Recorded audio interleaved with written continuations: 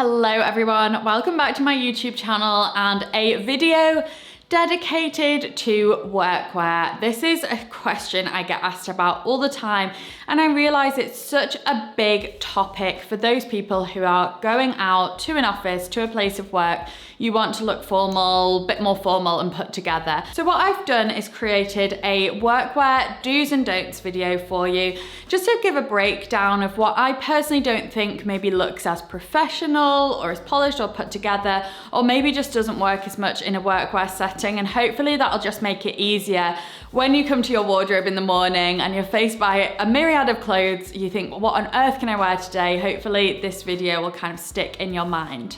So my first don't is to wear black with anything like a brightly colored patterned piece. Now I don't actually have one of these to show you personally because I don't love patterned colorful pieces, but I know a lot of people rely on maybe like a patterned blouse to make their outfits almost feel a little bit more jazzy and dressed up, but actually I just don't think it works with black. And we all have those black basics in our wardrobe that we can rely on: a black pair of trousers, a black blazer, black jacket, black skirt, and those definitely make the fundamentals of our workwear wardrobe. So how can we make those black pieces feel less boring but still classy, still stylish, still modern? So I would suggest, instead of pairing your black piece with anything colourful, go for more of a neutral instead. So in my example, I've included a very pretty neutral cream blouse. This one's from Market, and anything like this I think just works so nicely with the black. It still looks very classy, pulled together. If you want to still go for something that feels a little bit bolder, you could then go instead for a frill or a pussy bow or something with a twist. But I think it's crucial to stick to those neutral colors. So you could go for grays, navies, browns, any kind of neutral tone, beige, camel, cream, works really nicely against the black and just feels a little bit classier, and I think it feels more modern. I think the colourful with the black just feels a little bit dated. So I did want to make more points on colourful pieces, and if you did want to go down the colourful route, how you can actually incorporate that. So one way to really easily make colour look chic and effortless is to go all tonal, which is nothing new. I've spoken about tonal outfits and tonal dressing before, but I think especially when it comes to colour and colourful workwear, what makes it feel a lot more chic and streamlined is doing something head to toe. So my example is this Marcella suit. This is like a 3-piece set. These are so in at the moment. You'll be able to find these anywhere, like a kind of vest style top. That's your like kind of base layer.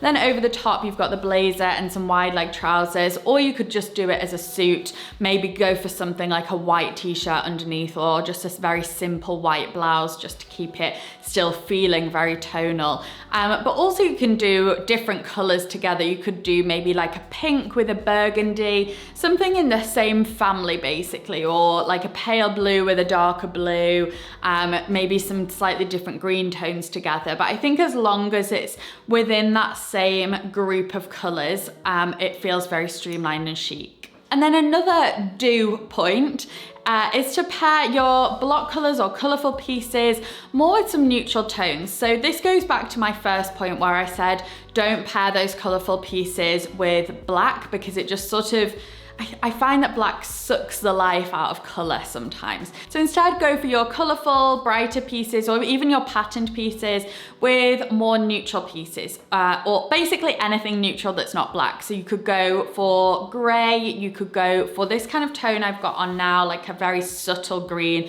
almost like a beige. You could go for a camel, you could go for a cream or a white. Just basically anything neutral that's not black will pair much nicer with anything colorful. Like I'm wearing this burgundy piece here from my collection with Naked 2 years ago. I don't think this is online anymore. If it is, I'll link it. If it's not, I'll find something similar. The same with all of the pieces, by the way. But this is just an example of what I mean by color. This could be any color. It could be a lilac, it could be a blue, it could be a yellow, but it just pairs much nicer with a different kind of neutral other than black. So let's talk about heels, because a lot of people like to wear a heel for work, or maybe just for a very smart meeting, very formal meeting. And a lot of people like to wear a heel because it makes us feel more pulled together.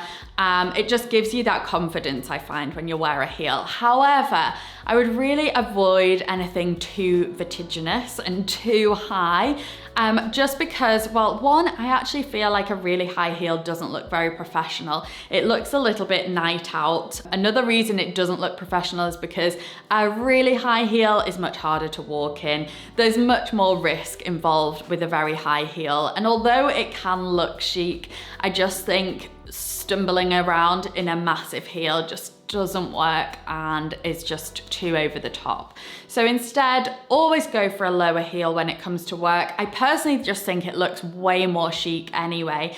And it also, I think, looks a lot more stylish than a super tall heel. But also when we think of comfort, practicality, being able to walk around in it, again, just looks a lot more professional. Next, let's talk about knitwear. And my don't for this is to avoid anything like a cable knit, a very chunky, slouchy knit, anything that feels a little bit après-ski basically, I would completely avoid. And although I do like the outfit that I'm wearing and I love cable knit, I just don't think it works for workwear. I think it looks a little bit too slouchy and not slobby, but it just has that kind of more relaxed feel. So I would avoid anything like that, anything too chunky. What I would do instead is go for a finer knit. So something like a merino wool works really nicely. A lamb's wool as well doesn't tend to be too bulky. Anything that just feels a little bit more fitted. My example is this merino knit from Uniqlo. I think it's nice to be able to tuck the knit in. It just feels a little bit more polished and a little bit more pulled together rather than the big oversized knit. So a lot of the time we want to add a bit of glamour to the look, maybe make it more interesting, because I know a lot of people think staples and basics can look a bit boring, so maybe you want to add just something a little bit different with a twist. And I think people make the mistake of layering those things up. So people go for a blouse that maybe has a fancier neckline, maybe it's got a frill, a ruffle. I've gone for this draped neckline, but just basically a blouse that's quite fussy and got a lot going on, and then they'll add a jacket over the top with maybe a few things going on. So I think the whole idea, it's a bit like that Coco Chanel, always take one thing off before you leave the house. It's a bit like that. I would say always break down your piece and the elements of the piece. And if there's too many things going on within the outfit and within each piece, then I'd kind of take something off or keep it more simple. So over the top, I've gone for this double-breasted jacket. There's a lot going on here with the contrast buttons, the kind of swooping lapel, double-breasted, cream and black is quite statement in itself. And I think with the blouse, it just feels all a little bit too much. So that's something to be really careful of, I think, because we could easily see maybe a neutral blouse and then a neutral jacket and then put them together. But actually it's much nicer to do the jacket instead with something much more simple. So my do for this is to wear the kind of fancier, fussier jacket with a much more simple top, maybe something with a rounded neck, just very, very plain. Even like a nice smart t-shirt and a nice fabric would work. But just basically keep it more simple and just let one piece do the talking. So my next don't is to not avoid cardigans. I think a lot of the time we maybe think of cardigans as like a casual piece, something a little bit more relaxed, but actually a cardigan works really nicely, depending on the cardigan, for workwear. So we're seeing a lot around at the moment with maybe a bit of a shoulder pad, a round neck, something that feels a little bit more structured, and that works really nicely instead of a knit. I know I was talking about knitwear before, and avoid your cable knits, avoid your chunky knits. So if you still want to wear a knit that's nice and warm, then a cardigan is a really good option, especially a smarter style of cardigan. Okay, let's talk about coats and jackets. It's still winter here, so a coat is always needed. I would definitely avoid anything kind of shearling, fluffy, furry, cozy feeling. I've got my very long one on from Zara here, and I love this coat, don't get me wrong, but I think this type of coat just feels too relaxed for workwear. Although they are nice and warm and snuggly, I just think they kind of clash with the rest of your outfit. So I would instead make sure you have just maybe one really smart tailored coat. Personally, I would go for as long a length as possible, even more of a maxi length, because then you can basically wear any skirt length underneath.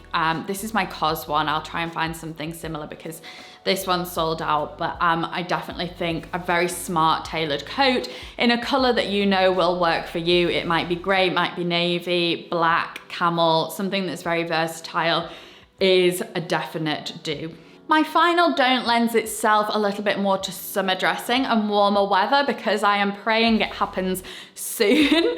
I think I'm wishful thinking, we've still got a way to go, but I know a lot of you watch from warmer countries, so I wanted to include that too. So obviously when it's very warm, I think dressing for work just becomes even harder.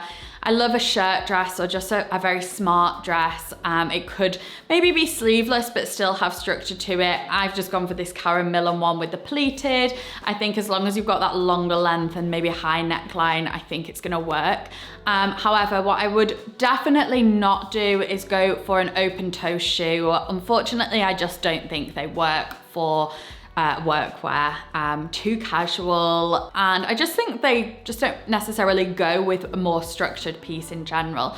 So my example is just this block heel with the open toe. These would lend themselves so much nicer to denim or something a lot more relaxed. So what I would swap for instead is a kind of backless, maybe like a sling back shoe with a closed toe. Backless is definitely the route to go down because it keeps you a lot cooler, but just having that closed toe makes it feel a lot more smart, professional. These are from Flattered. I think these are a really, really nice work shoe because they've got a nice low block heel, still very smart. I love the square toe. And like I said, that sling back just keeps you a little bit cooler when it's very warm in those summer months. Has my hair been in a loop this whole time? If it has, I'm sorry about that if it's been annoying. Sometimes I watch myself back on camera and you just notice the tiniest little thing that I can't see in the viewfinder, and then I just can't stop seeing it. So I hope my hair being in a little loop hasn't been too annoying. But thank you so much for watching. I hope this video has been really useful. Let me know if you want to see anything else in terms of workwear, because I know it is such a big topic. Don't forget to subscribe whilst you're still here, and I will see you in my next video. Bye.